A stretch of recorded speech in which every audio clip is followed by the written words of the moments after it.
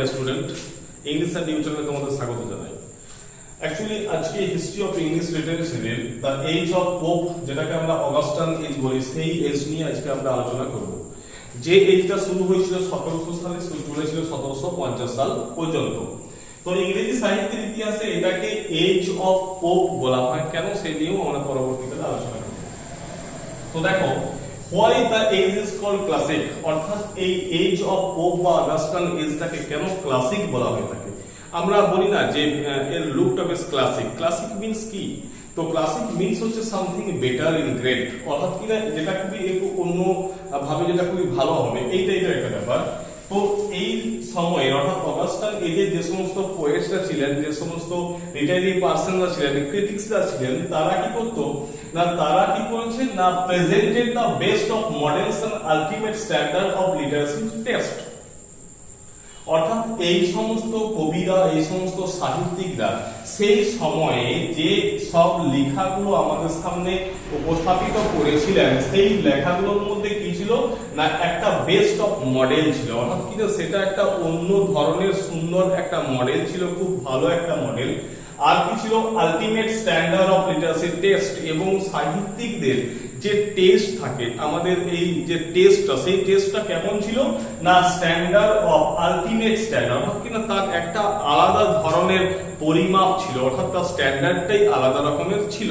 তো এই জন্যই এই সময়কালের সাহিত্যটাকে বা এই সময়টাকে আমরা কি বলে থাকি না, ক্লাসিক বলে থাকি। ঠিক আছে, ক্লাসিক মিন্স এটা বুঝে নাও যে এর মডেলটা এবং আলটিমেট যে স্ট্যান্ডার্ডটা, সেটা একটা বেটার কোয়ালিটি হবে, এটা বোঝানো হয়েছে। Next, why the age is called Augustan, অর্থাৎ এটাকে আমরা অগাস্টান এজ কেন বলবো, অর্থাৎ এই যে পোপকে কেন অগাস্টান এজ বলবো। এবং দেখো, এই অগাস্টান এজের যে সমস্ত ক্রিটিক্সরা, যে সমস্ত লিটারারি পার্সনরা ছিলেন, এই সমস্ত ক্রিটিক এবং লিটারারি পার্সনরা, তারা এই টার্মটাতে বিশ্বাস করতেন যে এটাকে অগাস্টান এজ বলা হবে। এই টার্মটাকে কেন তারা বিশ্বাস করতেন, কেন না, তার কারণটা হচ্ছে the age of Augustus was the golden age in Latin literature. অর্থাৎ ল্যাটিন লিটারেচারে এই অগাস্টান, সে ছিল কি না, অগাস্টাসের সময়টা কি ছিল না, golden age in Latin literature. তো আমাদের সময়, তার জন্য কি হয়েছে না, এই পোপের যে সময়কালটাকে, অর্থাৎ এজ অফ পোপ যেটাকে বলছি, সেই পোপের সময়টাকে মনে করা হতো কি না, was the golden age of English literature.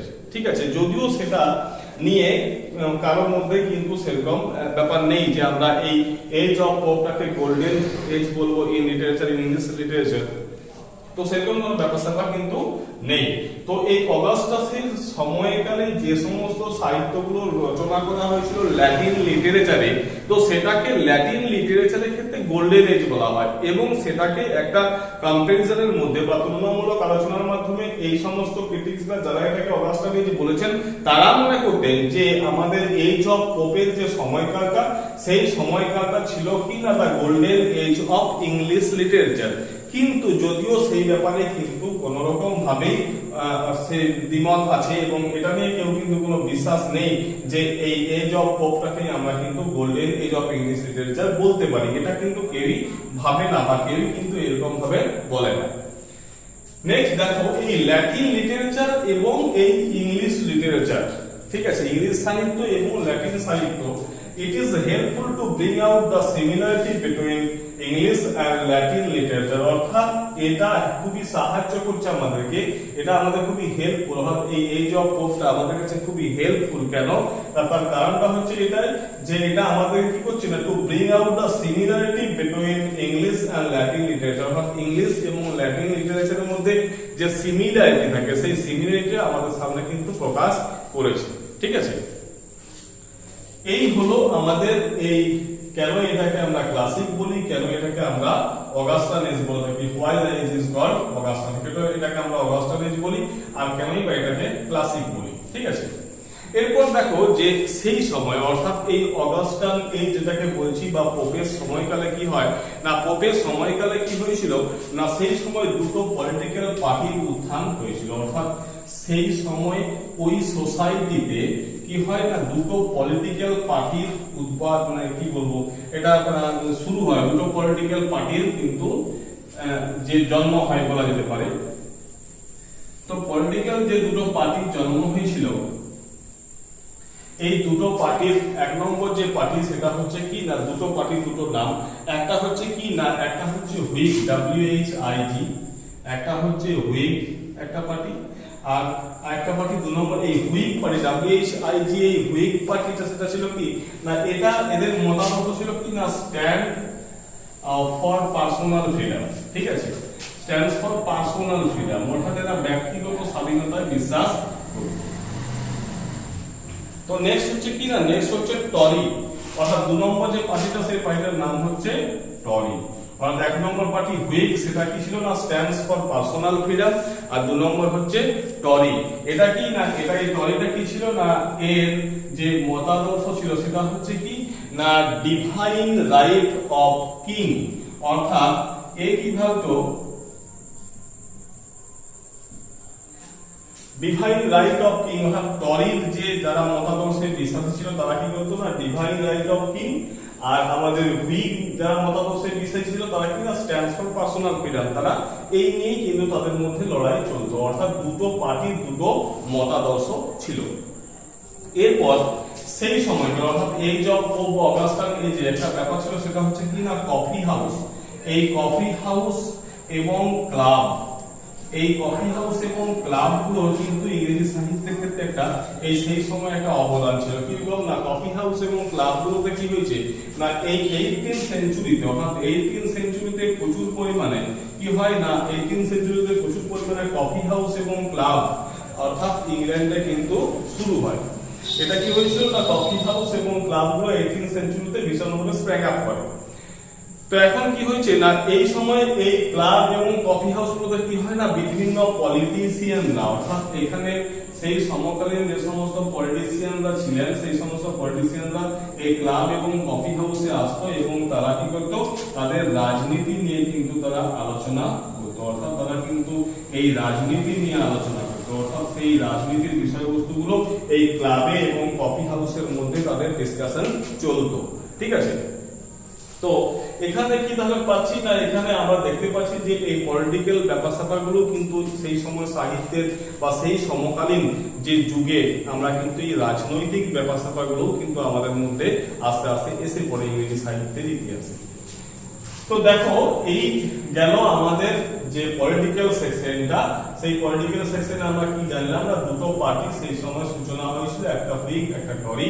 হুইগের লোকেরা স্ট্যান্ডস ফর পার্সোনাল ফ্রিডমের জন্য তারা ভাবতো, তাদের মতাদর্শ ছিল এটা, টরি কি করতো না ডিভাইন রাইট অফ কিং, অর্থাৎ এই দুটো মতাদর্শে দুটি দল বিশ্বাসী ছিল।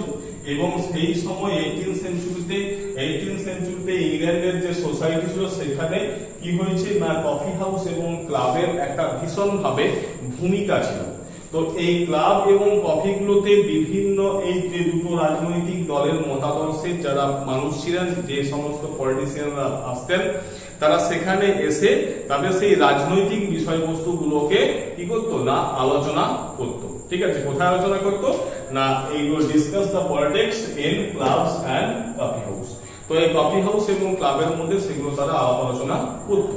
ঠিক আছে, তো এরপর যেটা আমরা আলোচনা করবো সেটা হচ্ছে এই এজ অফ পোপে, অর্থাৎ পোপের সময় যে সমস্ত গুরুত্বপূর্ণ রাইটার্সরা ছিলেন সেগুলোকে নিয়ে আমরা আলোচনা করব। প্রথমেই যে যার সম্পর্কে আলোচনা করব তিনি হচ্ছেন কি না আমাদের এই পোপ, অর্থাৎ এই পোপকে নিয়ে প্রথমে আমরা আলোচনা করব। এক নম্বর হচ্ছে কি না আলেকজান্ডার পোপ।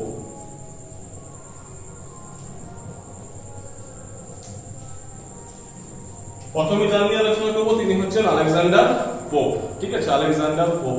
এই আলেকজান্ডার পোপ লেখা ইনার লেখা যে সমস্ত সাহিত্যগুলো ছিল সেগুলো হচ্ছে বিখ্যাত, যেমন ধরো তুমি প্যাস্টোরাল। ঠিক আছে, প্যাস্টোরাল হচ্ছে একটা বিখ্যাত লেখা, প্যাস্টোরালস। ঠিক আছে, তারপরে ধরো তুমি an essay on criticism, pastoral. তারপরে অ্যান এসে,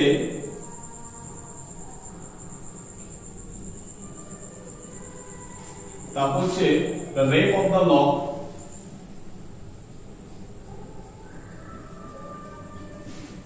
ঠিক আছে, প্যাস্টোরালস, তারপরে এসে অন ক্রিটিসিজম, হ্যাঁ, তারপর হচ্ছে তোমার the rape of the lock. এরপরে আরো যে সমস্ত রাইটাররা ছিলেন সেই সময় আলেকজান্ডার পোপ ছাড়াও, এখানে আলেকজান্ডার পোপ কি ছিলেন? আলেকজান্ডার পোপ হইল vital writers in the age of Pope, বা অগাস্টান এজের মুখ্য যিনি রাইটার ছিলেন তিনি হচ্ছেন আলেকজান্ডার পোপ। এরপর কি আছে না, এরপর আছে ড্যানিয়েল ডেফো।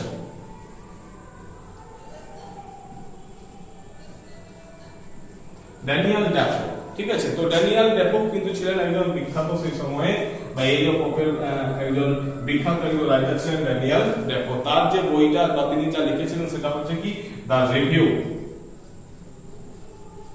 ঠিক আছে, তার লেখা হচ্ছে দা রিভিউ। নেক্সট হচ্ছে কি না, নেক্সট হচ্ছে আমাদের আরেকজন রাইটার ছিলেন, তিনি হচ্ছেন জোনাথন সুইফট। জোনাথন সুইফট, এই জোনাথন সুইফট কিন্তু এজ অফ পোপে একজন বিখ্যাত রাইটার। তার লেখা দারুণ একটা রোমাঞ্চকর যে সিরিজ সেটা হচ্ছে কি না গালিভার ট্রাভেলস।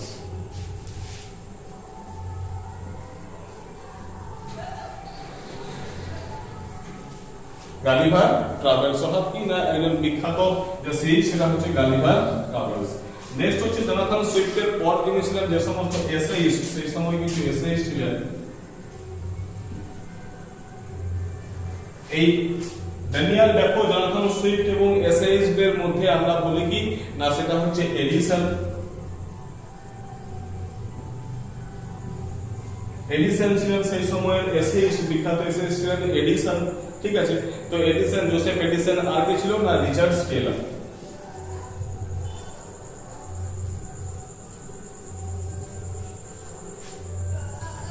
তো এই সমস্ত রাইটাররা অর্থাৎ ড্যানিয়েল ডেফো, জোনাথন সুইফট, তারপরে এসেছিলেন এডিসন আর রিচার্ড স্টেলার, তারপরে আলেকজান্ডার পোপ, এরাই ছিলেন মূলত বা মুখ্য রাইটার ছিলেন কোথায় না এজ অফ পোপে বা অগাস্টান এজে, ঠিক আছে। তো এই হলো আমাদের অগাস্টান এজের যে ইতিহাস এবং এদের সাহিত্য, তখনকার যে সামাজিক চিত্র, সামাজিক প্রেক্ষাপট, যে প্রেক্ষাপটের উপরেই কিন্তু এই অগাস্টান যে লিটারেচার বা এই পোপ যে এজ অফ পোপের যে লিটারেচার সেগুলো কিন্তু লেখা হয়েছিল। তো এখানে আমরা জেনে গেলাম এই সমস্ত ব্যাপার এবং তার বিখ্যাত যে রাইটারগুলো ছিলেন আলেকজান্ডার পোপ থেকে ড্যানিয়েল ডেফো থেকে জোনাথন সুইফট এবং এসেইস্ট হচ্ছে এডিসন এবং রিচার্ড স্টেলার সম্পর্কে আমরা জেনে নিলাম। নেক্সট পরবর্তীকালে আমরা পরবর্তী যে যুগ আছে সেই যুগ নিয়ে আমরা আলোচনা করব। আশা করি তোমাদের এখানে আর কোনো বুঝতে সমস্যা নেই। যদি সমস্যা থেকে থাকে তাহলে অতি অবশ্যই সেটা আমাদের কমেন্ট সেকশনে জানিও। আর এরকম সাহিত্যের ইতিহাস বা হিস্ট্রি অফ ইংলিশ নিয়ে যদি তোমরা আলোচনা শুনতে চাও তাহলে তোমাদের অতি অবশ্যই চোখ রাখতে হবে ইংলিশ অ্যান্ড ইউ চ্যানেলে। Thank you.